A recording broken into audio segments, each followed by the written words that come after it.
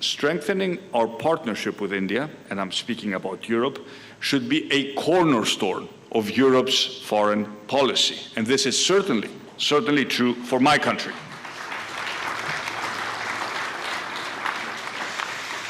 We have made good progress over the past years towards achieving that goal, but we have much further to go. And Greece has an important role in this endeavor. Mutual investment is a major goal of our bilateral relations. And I'm pleased to say that we already have a number of significant Greek investments here in India in many sectors, including food processing, led by one of our leading companies, Chipita, and infrastructure, maritime and air transport, logistics. One of our leading banks, Eurobank, is establishing its first office in India.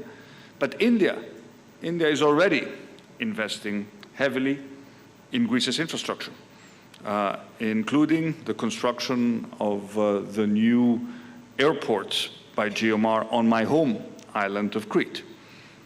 Indian-owned Swiss Group has invested in a number of Greek agri-food businesses, and Accord, a European subsidiary of Intas Pharmaceuticals, has recently invested in a factory close to Athens.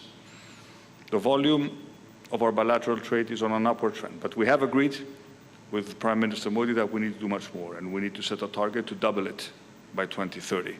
I understand that countries that belong to the Global South see this frequently as a European war.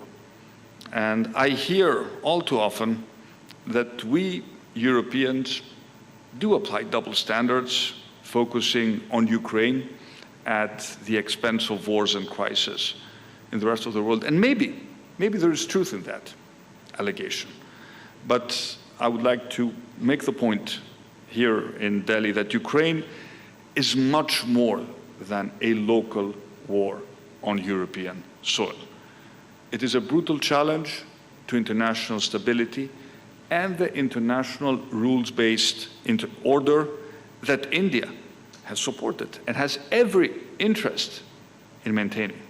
And I think we all have a responsibility to use the power we have on the international stage. And none of us can afford to sit on the sidelines. And I'm convinced that on Ukraine, India has an important role to play. It has a voice that should be heard.